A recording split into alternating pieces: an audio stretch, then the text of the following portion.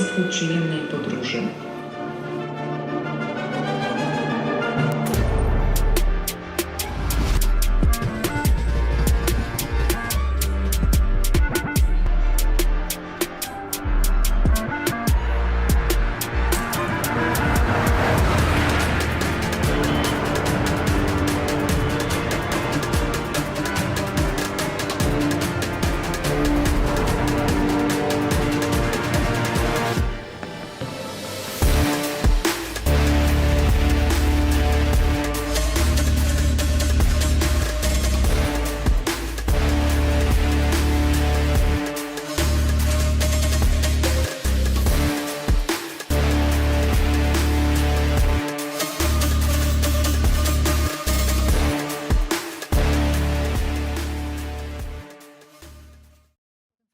Dzień dobry Państwu raz jeszcze. Witam na 11. Quick start. Let me welcome you to the 11th Freedom Games. I'm Gałczyńska from Onet, and we are going to talk about a scenario we wouldn't even dare to think.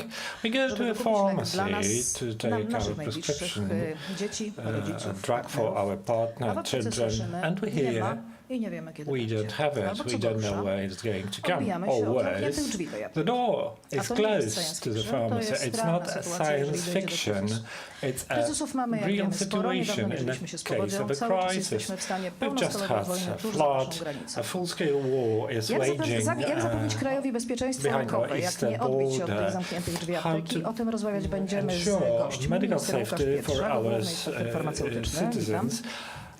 The chief pharmaceutical inspector, General Skrzypczak, former Deputy Minister of Defense, Professor Szymański, cardiologist, i pan Bartosz Kędzierski, dyrektor do spraw jakości w Polskiej Grupie Quality Manager with the Polish Pharmaceutical Group. Drodzy Państwo, bezpieczeństwo lekowe kraju jest równie ważne jak bezpieczeństwo militarne. Tę tezę powtarzamy bardzo dawno, mówią o tym eksperci, ale czy to się przekłada do świadomości społecznej? It is being repeated. Does it go to the public awareness? To, że mówi się o bezpieczeństwie lekowym kraju, to the fact that we speak about the safety does not mean we actually do anything about it.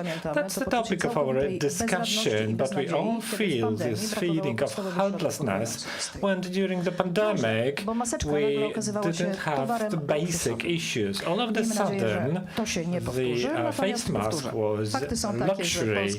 The fact is that Poland is a country whose neighbor is in a full-scale war, so it is the state that needs to take care that even in the case of a skoro jesteśmy właśnie przy potencjalnej wojnie, do not suffer from shortage of drugs. General, let's begin from you. An armed conflict in the situation of tensions in Eastern Europe in particular may begin at any moment. The Polish military, from the medical perspective, are they ready? Good afternoon, everybody. Thank you for the invitation. Well, it's not the closest topic to me yet. It's present in the army, especially that we have this great war behind our eastern border. We don't know if it comes to us, but if the Prime Minister said 6 months ago that we need to be ready for war in 3 years' time, that was confirmed by Minister Siewera, me as military should not discredit that. I only can acknowledge that everybody in charge of state security should do everything to prepare the state for that situation. Can we prepare the state? Well, you mentioned the pandemic. Well, the pandemic showed an efficient system that wasn't able to secure the basic issues, and the death rate we know all very well, but it could be seen because even lots of my friends passed away also due to shortage of drugs for their diseases. Is the army ready for today? No, because of 2 reasons. Firstly, the army is not yet. The army does described in the plans. So the army should count 6 divisions. Now we have 4. It's not fully completed. Here there are 200,000 soldiers. It may be okay for the imagination of people, but not to me. I converted into battalions, brigade and divisions capable of military action, equipped, trained and practiced in military terms. That means they are fully capable to run operations in any scope. And another thing is that the army should be equipped. It doesn't only mean tanks and cannons. It's all the system of medical support, including drugs. That system might have existed until 1989. We've been trying to build a new one, but we haven't reached the expected success. To finish with, in the light of the civil defense law, there is this opportunity to build the system. It must apply to the army, to the military, and to the civilian party. There is no such system on local authorities level. The mayors have only portional knowledge about what may happen only. General, does it mean that we may face a tragic alternative to give drugs to the army or to civilians? No, I don't think so. The military needs to have their own system. They cannot use the resources for civilians, but who's going to defend us if not the military? It's the military's job to defend the state, but you should distinguish. The military is to fight, to give the guarantee of our security, to defend us against the enemy, but the state has another mission to ensure safety and security to citizens. We can fight, but still there is no system that would take care of the core of the nation that is supposed to survive the disaster. I believe that the civil defense law will introduce that. There are lots of issues discussed during conferences with local authorities, especially those from the eastern part of Poland. They don't know what the evacuation plan is, what happens if we lose a border battle, where should they hide? Shelters is a very media topic, but it's not the point. To jądro narodu, we should care substancję najważniejszą, która będzie decydowała o przetrwaniu Polaków. Whose survival ten system, który będzie chronić, gwarantował bezpieczeństwo. The survival of the state. So we should care for the safety instead of sacrificing them, like in 1939, where Poles died in huge numbers in the front lines. The system we are going to build should be resilient, and the military should not reach for civilian drugs, which anyway should be managed on the level of the municipality, county, region. Somebody needs to be in control, distributed. One more thing, you need to remember that the military may reach for those resources, but only in critical situations like fighting under siege. The state should satisfy the needs, medical needs, drug needs for civilians to such an extent that we should be ready to react to threats under military actions. The atomic, biological and chemical weapons means diseases. Remember that the Russians have been long working on the bioweapons they want to use to contaminate water intakes We had a drilling also with the water company, so we need to be ready for all and any scenario generated centrally and trained locally, and as a result we should have the resources to be able to face the challenges. In the light of being ready to all scenarios, Europe is developing the European list of critical drugs. Poland doesn't have this list. We'll ask Minister Piotrek about it in a moment. But first, Professor, you, as a doctor, could you tell us what critical drugs are and what preparing such a list involves? What criteria to follow? Are there any ethical dilemmas? Good afternoon. Thank you very much for inviting me. I'm a cardiologist, and the experience I can share with you is neither military nor war experience. I have two types of experiences. The personal ones of huge cooperation with my colleagues, cardiologists and cardiosurgeons from Ukraine during the initial stage of conflict, when I learned from them and during phone calls from Kharkiv or Lviv, they weren't able to operate on patients because they were short of heparin that dilutes the blood, and when we use extracorporeal circulation, or they do not have insulin for diabetic patients. So that was pretty personal experience. By my institutional experience is that I represent the greatest scientific fellowship in the world, the European Cardiological Society, within the European Drug Agency. The European Drug Agency is now following the Critical Medicines Act. They are looking for a list of critical drugs.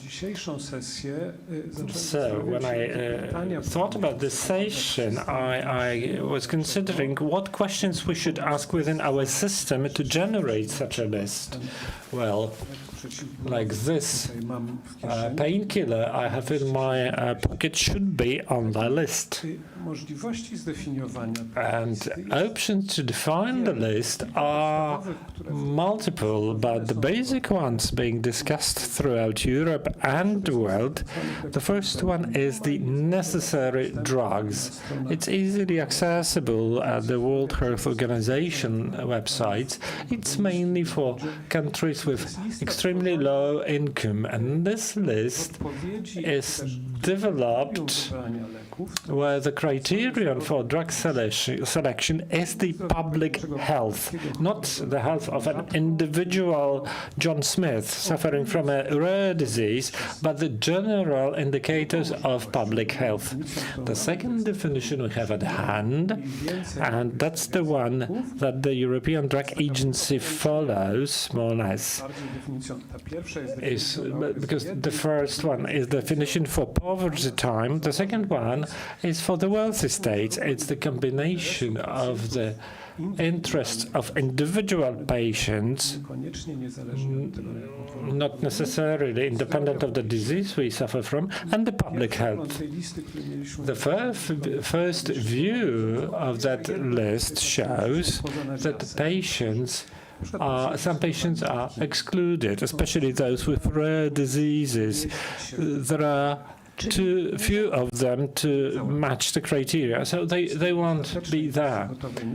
We still don't have the final version. It's a bit cruel. Permissible losses. Well, these are the choices we have to make, and we should make them in peacetime to satisfy the needs of those patients, or clearly state they would be outside the system. It's happening to uninsured patients in every healthcare system, everywhere in the world. There are two more definitions. elements. One is pivotal from the perspective of sustaining production capacities. And this is the attitude represented by Critical Medicines Act. The capacity to produce drugs in Europe, in country.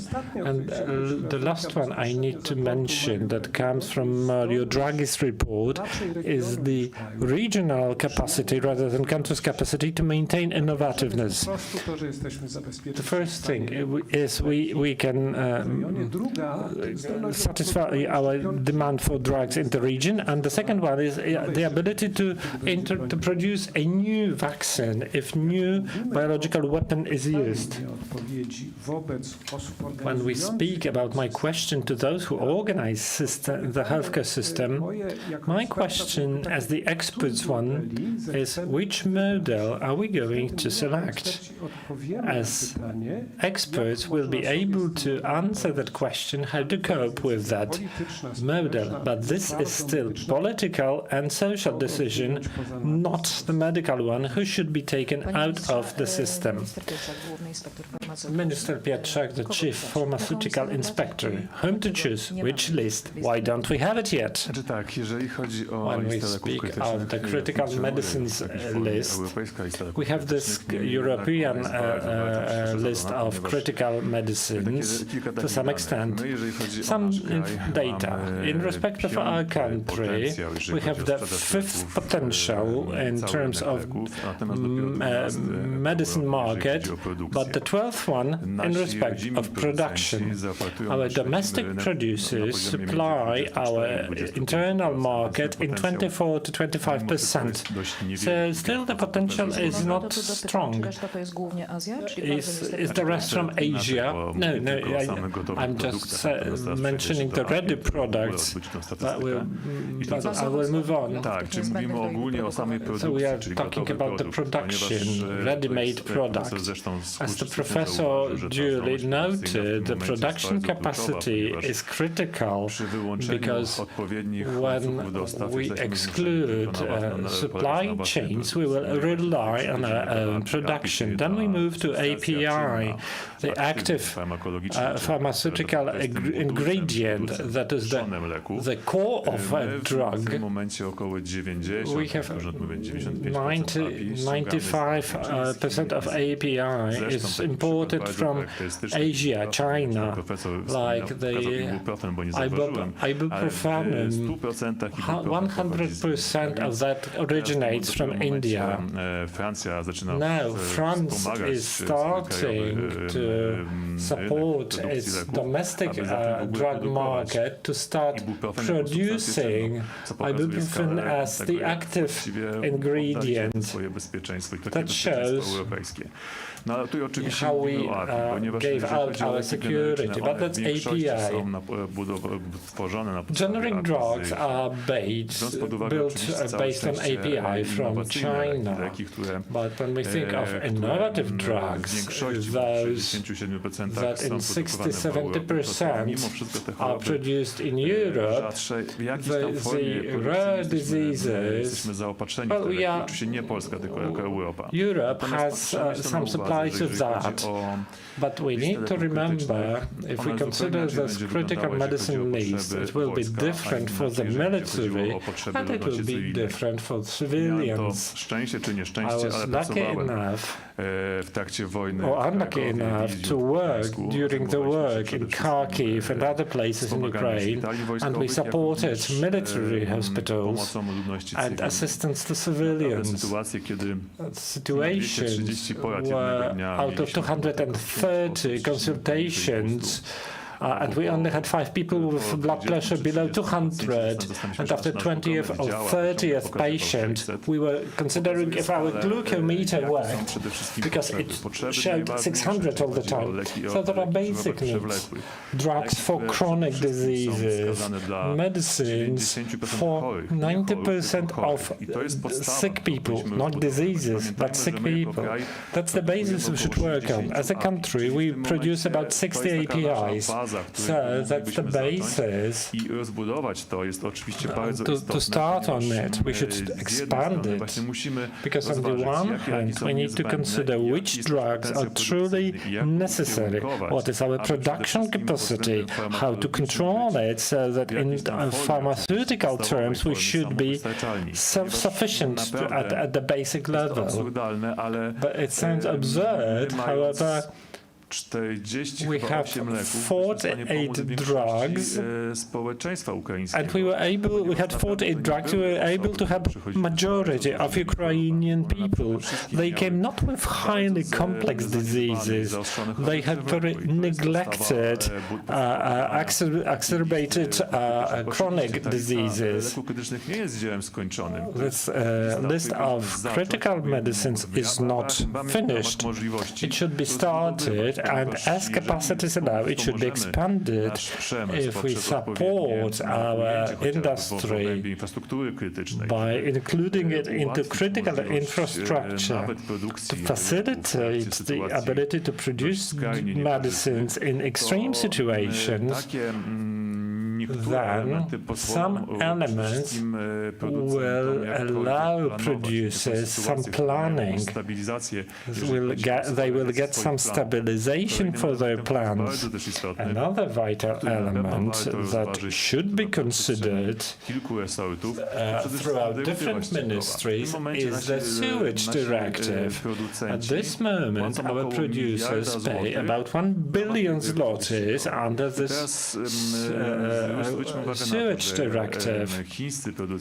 Chinese producers who produce APIs, they don't have it. Because of that, the price for the very same product is at least 60% lower there. That is why we take it business-wise. The same drug is cheaper now, but because of that, strategically, we gave our drug security to others, but we need to bear in mind that China and India or BRICS states or other countries related to our potential aggressor, if we are cut off from Asia in respect of API, we would be forced to build our potential from scratch. It's not the issue of months, but of years. So, back to the stage. Well, we are developing the list, but it's not an advanced stage. As the authority, we have prepared some solutions for drug manufacturers, which I believe, if they come into interministerial talks, they will be approved, and that would make the first step to build our production potential. So let me ask a follow-up question. You mentioned about the rebuilding of our market. So let's say we are suddenly cut off from supplies from Asia. Will we afford the rebuilding of our own market? Well, we'll have no choice. We'll have to try to rebuild it. But when we were talking about the national reconstruction plans, about the 40 billion, and actually all the medical staff were removed from it. Yes, but remember that from the very start of building a production plant to launching production, it takes about 3-4 years. So we wouldn't be able to use most of the funds for such purpose because the time frame is too short.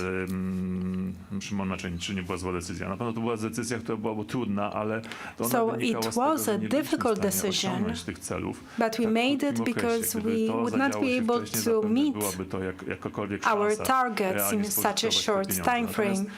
although that would have been a chance to make good use of the To funds. nie jest kwestia tego, jak to kiedyś niektórzy sobie wyobrażają, że to firmy farmaceutyczne, producenci nie działają jak piekarnie. Some thought that pharmaceutical companies act like bakeries, that they can increase their capacities from week to week.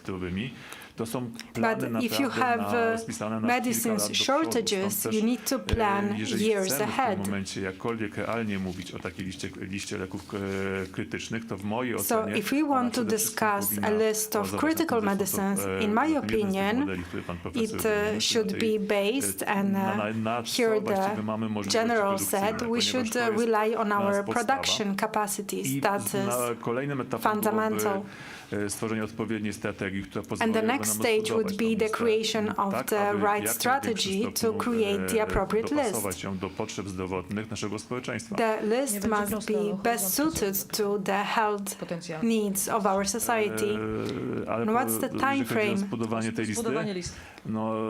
When it comes to creating such a list, 2 days ago I spoke to Minister Kos and we decided we will start creating it. So I hope it will happen this year, maybe before December. Zaangażowania wielu specjalistów. Of course, this will require the involvement of many different specialists. Wyboru tego, co nam najbardziej pasuje, tylko podjęcia bardzo it's trudnych not decyzji. choosing something that we prefer, but we have to make strategic decisions, and we'll have a lot of dilemmas here. Because we are producing about 60 APIs right now, so due to that we cannot create a list that would secure most of the diseases. But I believe that we have to add additional positions to this list, and it should have this possibility to expand it. And if we add to this the right stimuli for business development, then in a couple of years we might be able to expand it significantly. But for now we have to create the very basis. Panie profesorze, dla lekarza, jak to jest stanąć przed tym wyborem? Professor, as you're a doctor, how does it feel like when you have to choose whom to give a medicine? Of course, physicians, doctors should not have to face such choices. But we just heard we will have to. Well, yes and no. This is an ethical, organizational and pragmatic issue. So we start with our own production capacities, and that's a good, realistic solution. But in such a situation, we must ask ourselves, what about those who won't make the list? Let's look at Ukraine. Only after some time, Ukraine decided that, for example, children with cancer or with some rare diseases, they were being treated outside of Ukraine. So if we face a crisis in our healthcare sector, we have to think about such options. So if, due to limitations in our system, we are not including some patients, we have to think what to do with them. And as to critical medicines, this is also nuanced because we have the criteria of the population safety as well as our production capacities. So the criteria of public health, for example, when it comes to hypertension, it may say that we do not have to treat mild hypertension because the effects of, while neglecting that, will be postponed. We'll see them in a couple of years. Then maybe the situation will be easier. So if we manage the critical medicines list, we should have clear information to those who are distributing it. They have to know how to act in the case of a crisis. So they have to increase the supply, but also how to manage shortages. I don't have time to go into details, but let me just say that this is a complex situation. We might face logistical problems when it comes to access to APIs, and then we'll have shortages a bit later because we have some stocks and reserves. But let's say we have a sudden crisis, let's say increased migration into our country when we get 1 million more people. And let's think about a different scenario, a war. That's a completely different scenario. And for each of them, we'll have a different list of critical medicines.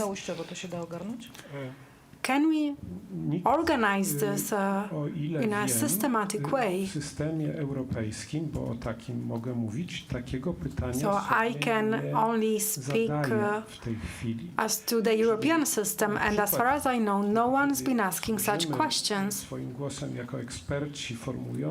So when we provide advice as experts, and we help create the list of critical medicines, and we also mention those for rare diseases, because it's not our role to make choices, those are political and social choices. So we do not distinguish between the effect of logistical problems when we'll face shortages in a couple of weeks, and on the other hand, the situation when we'll face shortages right away. So lack of insulin will have consequences for the patients the next day. In acute hypertension, they'll also face consequences already the next day. But if it's mild hypertension, they will face the consequences maybe in a couple of years. So here we have to choose different strategies for crisis management. So when we have such a picture that allows us to manage a crisis, we don't have to ask all the questions and answer all of them, but we have to try to have a full picture and rely on experts, consultants, and so on. So General, you are an expert on the military, so please tell us civilians, generally, what groups of medicines would be necessary if we face an armed conflict? Is it about dressing the wounds? So we think about different wounds or more about epidemic-related diseases? We know that in a war situation, there is a greater risk of epidemics. Okay, but let me just reply to what the minister says. Are you saying we have no strategic plan that would build the production capacity of medicines in Europe? We know how the political situation is developing. I believe that soon we'll be cut off from Asia. And I believe that some of the capacities will move to Asia, but the supply system will be very limited. So right now, are we trying to get technological sovereignty in different areas? Also in terms of defense production. Are we discussing technological sovereignty, maybe along with our European partners, that will allow us to become independent from Asian suppliers? As for the project, yes, we have the Euro APIs. Of course, it is not an efficient production, and here we face very high costs, and we do not have a large market for it right now, so no one can really develop this in a long term. And we have another issue, so the whole pharmaceutical pact. So here we have regulations that will be made during the Polish presidency. Right now, not much is being done with the pharmaceutical pact.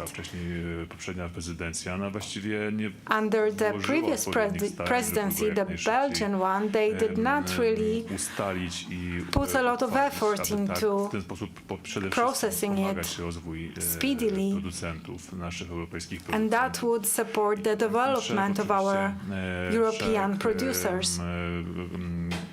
Ustaleń, szereg kierunków, które jak najbardziej są bardzo istotne. So we need to make some choices to set some directions. That's very important, but it's not been implemented yet in the EU.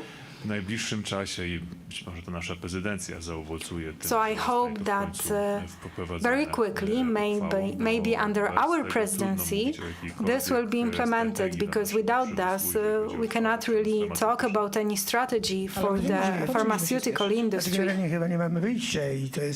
So we have to do it in a rush. We have no choice, and it's also a chance for Poland to build a strategy.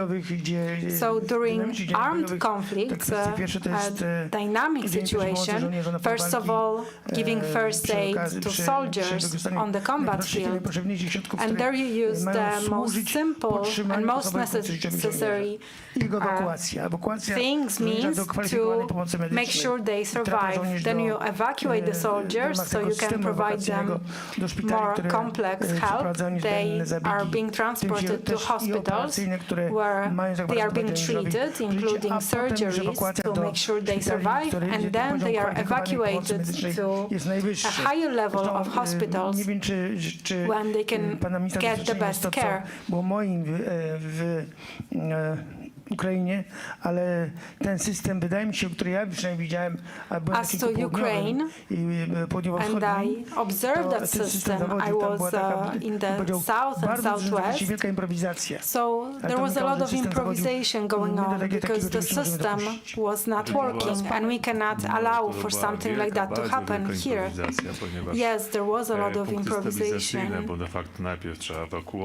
because first you have to evacuate the wounded soldier, and you have these treatment points, but sometimes it would take up to 20 hours to get there.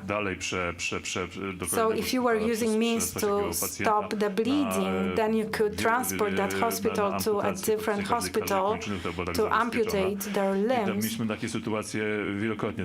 And we face such situations frequently. Tam jest bardzo tragiczne, to nawet to, że nie ma czegoś takiego jak leczenie bólu. And another tragic situation is that there is no pain treatment when it comes to soldiers. We think that pain is a natural phenomenon, but actually if you do not treat pain on the battlefield, that can increase mortality, not to mention PTSD, which will be a huge problem there. So when in outpatient care you are giving vitamins from the B group, or when you were treating some very deep wounds just with some basic substances, well, this was really not a very advanced system. So they were supplied with a lot of medicines, but sometimes they would not even open the packages. So it's not just about the medicines, but it's also about the standards that we must have when it comes to combat medicine. And let's remember, we are dealing with soldiers who are generally healthy. They don't have chronic diseases. So it's a different set of diseases, of injuries, of medical incidents that can happen. So it's not as complicated. So in terms of medical help for the army, we should have the right strategy, and it should be well advanced. And we have our counterparts in the army when it comes to the General Pharmaceutical Inspector, but if we don't have such a system, that should be a priority for the military, because it's not about providing all kinds of potential drugs for soldiers, because this is a very simple system, because this is combat medicine. No, kolejny element to wiadomo, że możemy rozważać kwestie broni biologicznej. And the next element we can consider biological and chemical warfare, but this is a completely different issues. I odtrutek, tak? When you have different substances that are being used. Systemowo zabezpieczyć to dwutorowo. So we need to work in two directions. One is the list of critical medicines for the army and the necessary standards in combat medicine. O czym też nie wspomniałem, bo jeżeli chodzi o nawet wojnę w Ukrainie, tam nie jest takim problemem same zabezpieczenie. Even in the war in Ukraine, the main problem is not securing the medicines, but their distribution. And that's the main problem we faced. Even if they had the medicines in the warehouses, they did not have specialists who could provide the medicines to patients, even with no charge. So that was the main problem.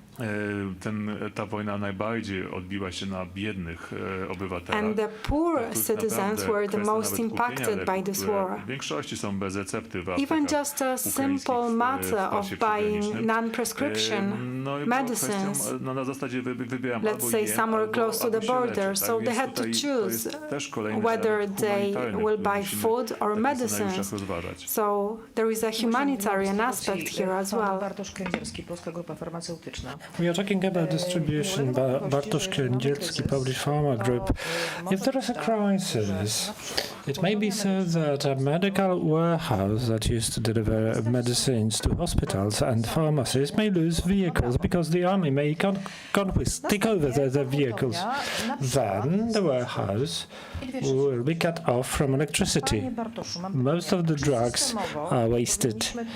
Shouldn't we systemically protect such warehouses? Today they are not protected. Well, that's true. We speak a lot about medicine security in terms of producing critical list and developing the list of critical medicines. That's the basics. But we discuss distribution, not enough. Distribution of medicines is imminent to deliver them to the patients. What does it matter you have an API in a factory if it's not, or if you have a medical device or medicine ready, if you can't deliver it to patients? How can a hospital or a pharmacy work without efficient distribution? The fact that is critical for building the drug security of the state is caring for storage places and distribution. And that's the role of pharma warehouses. They have special warehouses to guarantee proper storage conditions so that the drugs can keep their quality. If a drug is there, but it loses its quality, is stored in bad conditions, it's as if it was not there. The enormous volume stored in warehouses is for a couple of weeks only. If you cut off the electricity and you no longer store COVID vaccines in -70 degrees or other products and at -2, these drugs will lose their property. So we may get ready in terms of production, we may have warehouses, but if the wholesale trade suffers, the whole society will.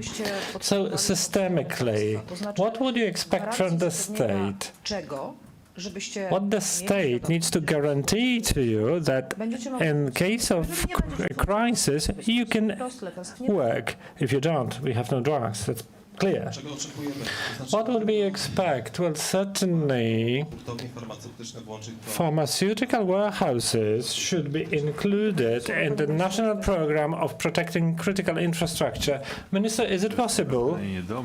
Well, this question shouldn't be addressed to myself. It's another ministry, but I do believe this is the good way. The producers and the warehouses should be in the critical infrastructure. We have about 400 warehouses, 11,000 pharmacies.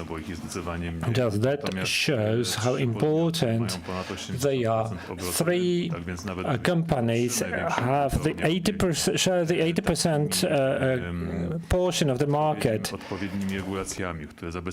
So if we only cover the 3 greatest ones to secure them in terms of staff without being called to defense activities, if we guarantee electricity, if we guarantee their vehicles are used for the intended purposes rather than for military actions, we will maintain 80% of our wholesale. That is vital. So this, in fact, does not require any major amendments or new regulations. As I told you, 3 largest warehouses dominate the market.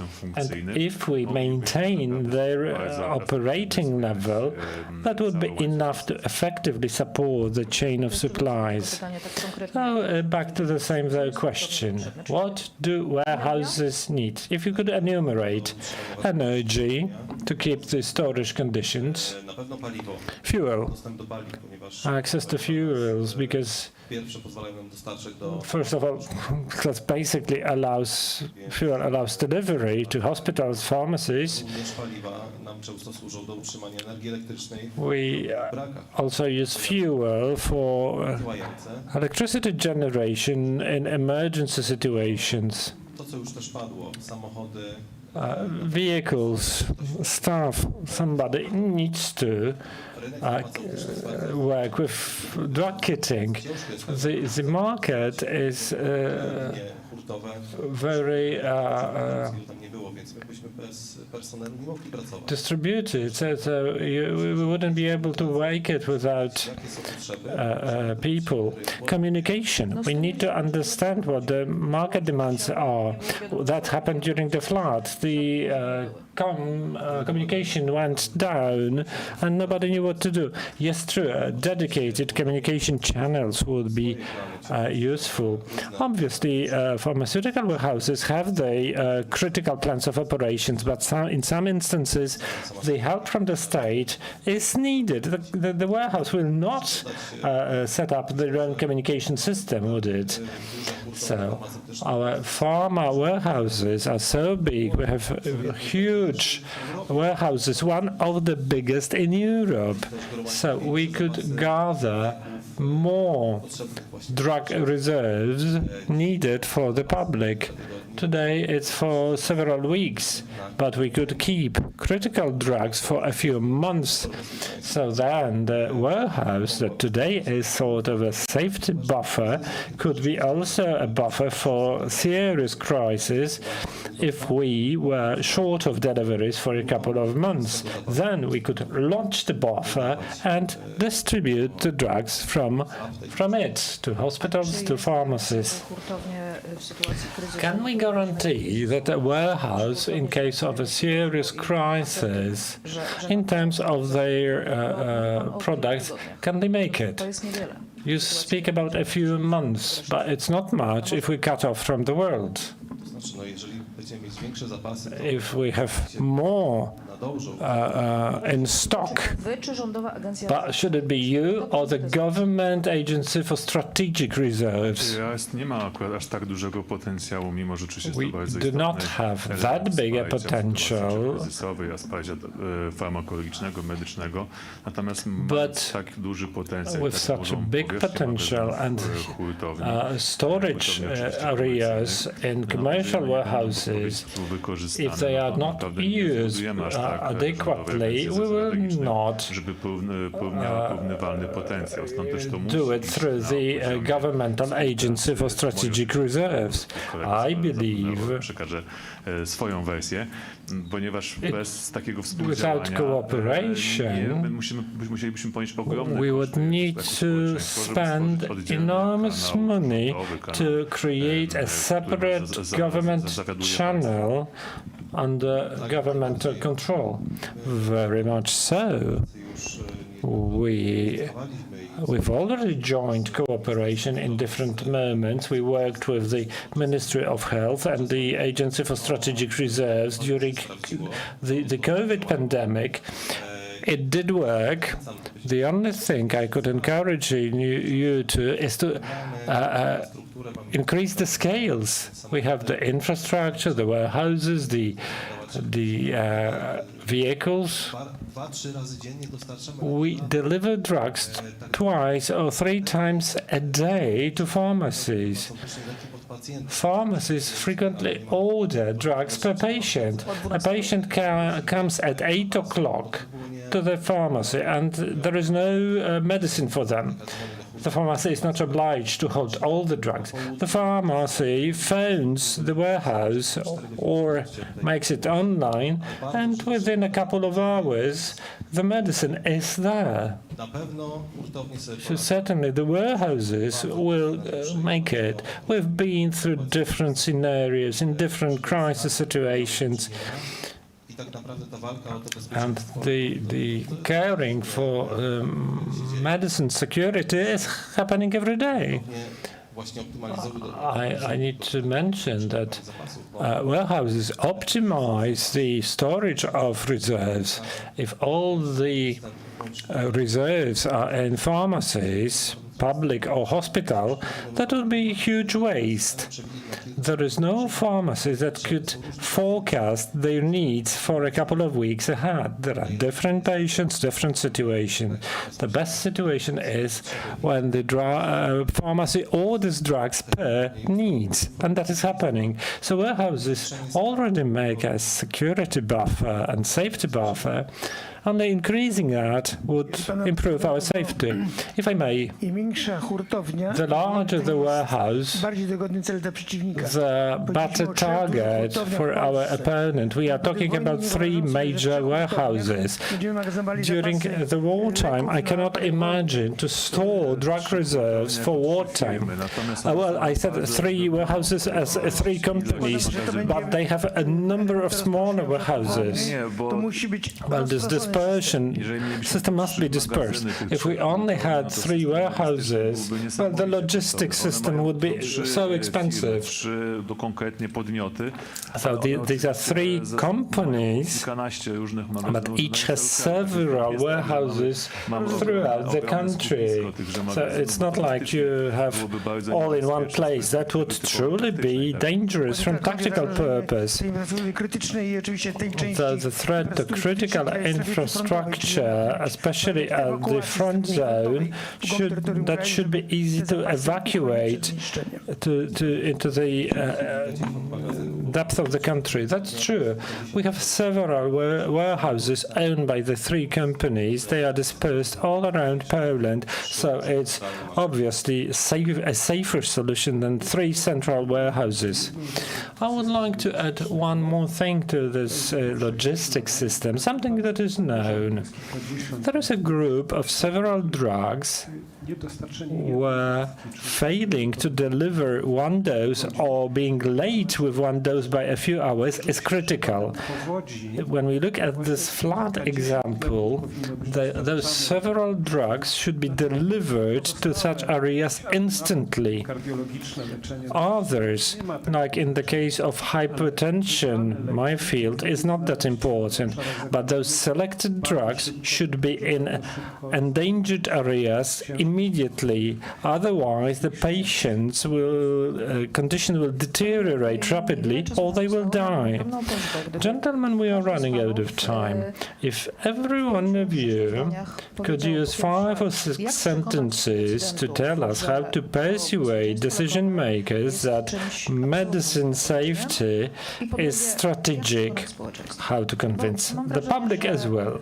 I have this feeling that Jakoś uciekamy.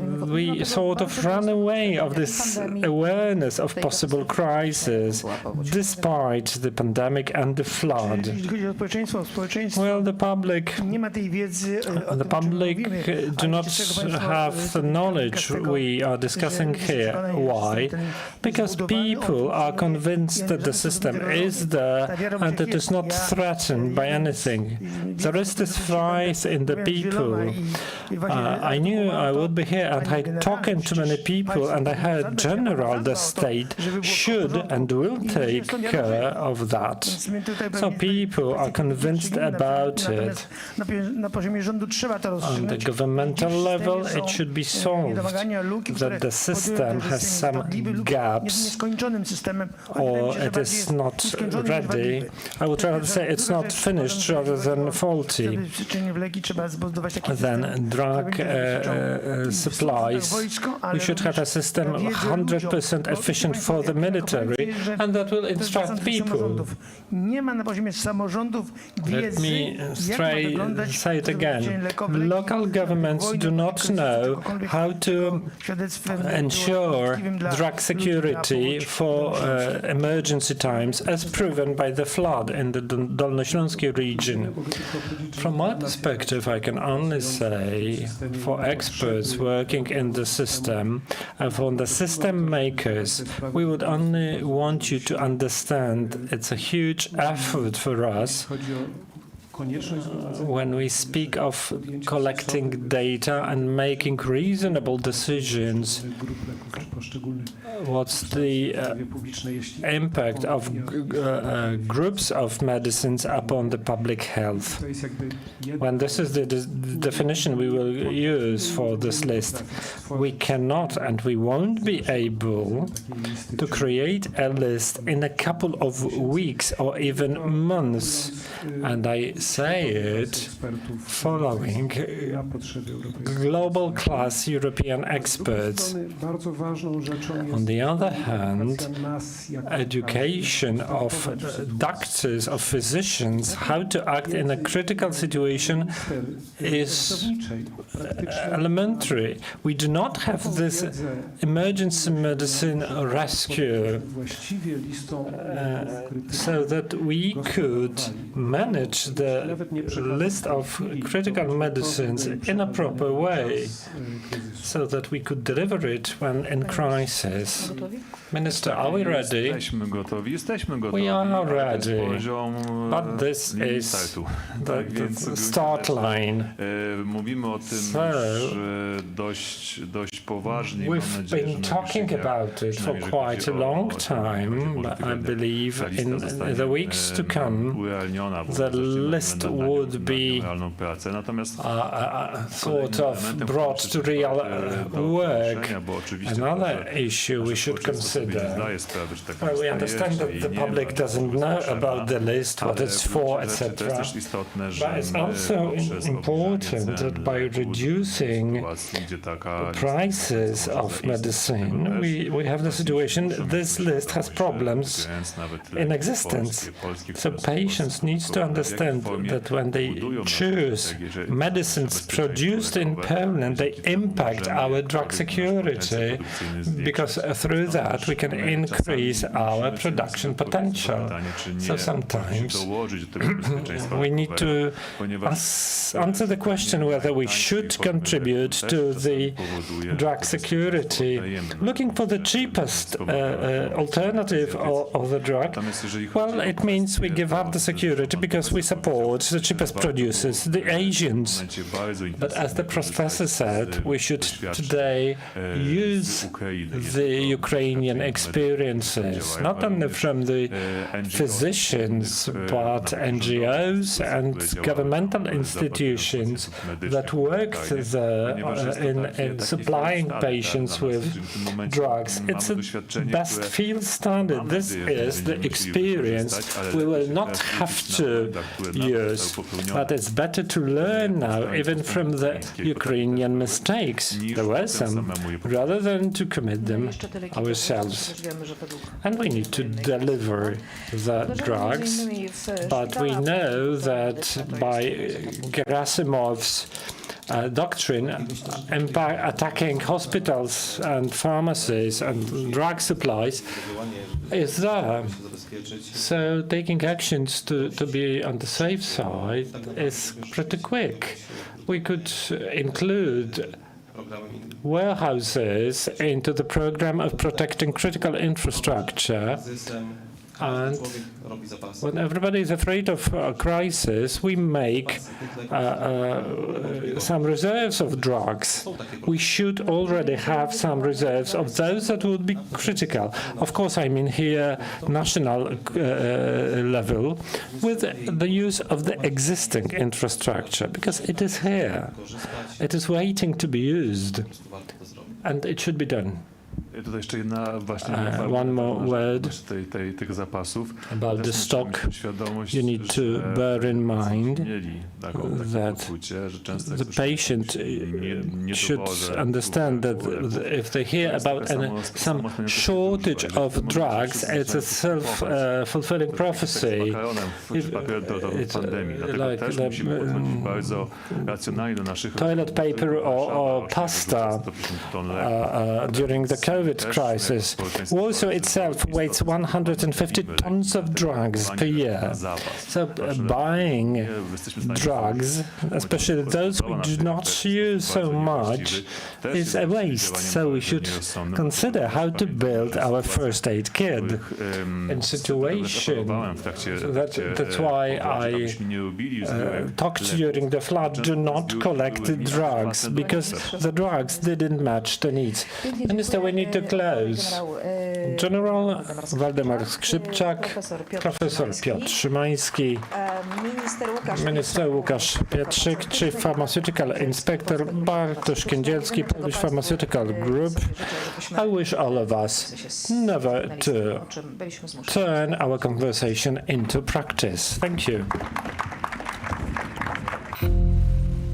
Jedzą kanapki z kawiorem. Nadzwyczajna kasa. Obrażanie dziennikarz telewizji polskiej. Chodzi o działania polityczne. Przygotowanie ofiar dla pedofilów. Für Deutschland.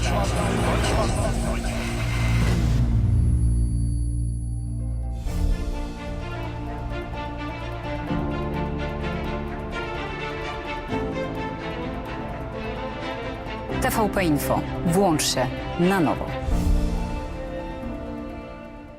Radość, nadzieja, życie, wyzwanie, pasja, pamięć, zaufanie, pokój, jedność. Słowa tworzą świat. Polskie Radio. Źródło wiarygodnych informacji.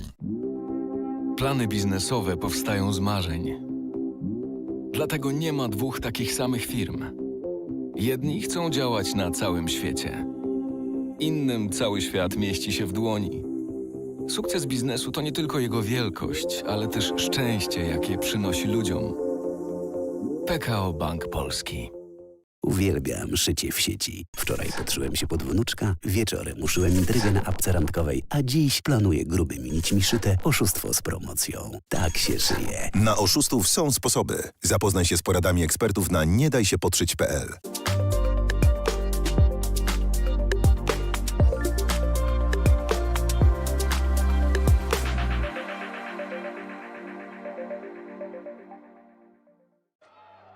It's not always easy to recognize. It may look like this, or like this. It may be a burden, but it is a responsibility that we embrace nonetheless. But if it means this for one person and this for someone else, maybe it ultimately means being there for one another. It isn't handed to us, but we know where to find it. And how it feels, how it tastes, and what it sounds like when we finally have it. It means different things to different people, but for many, it means everything. And if we all fight for it, it will eventually bring us together.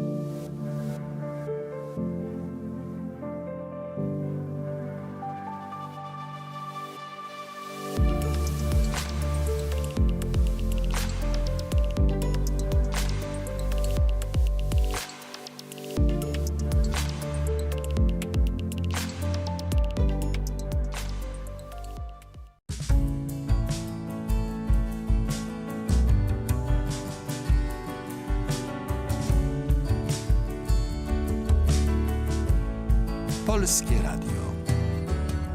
Jedynka.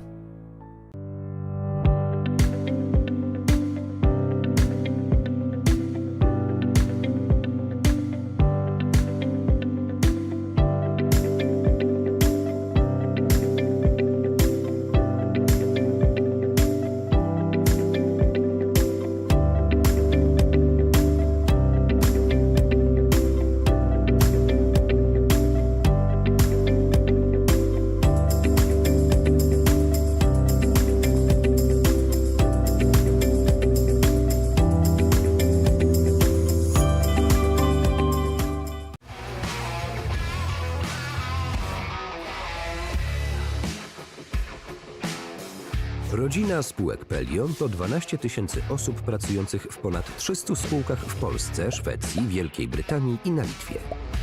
Jesteśmy liderem w branży ochrony zdrowia. Od 1990 roku dbamy o długość i jakość życia.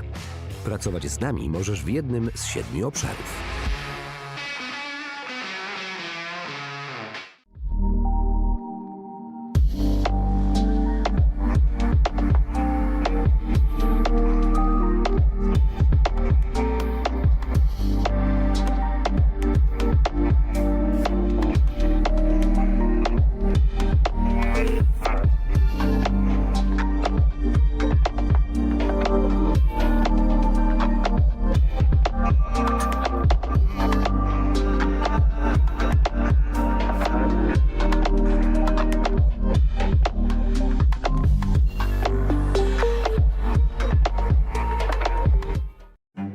Dziś Nowy Jork, jutro Londyn. Za chwilę Paryż, Warszawa, Berlin. Na całym świecie kultura pulsuje rytmem. Wystarczy tylko włączyć dwójkę. Dwójka, Polskie Radio. Jesteś na miejscu.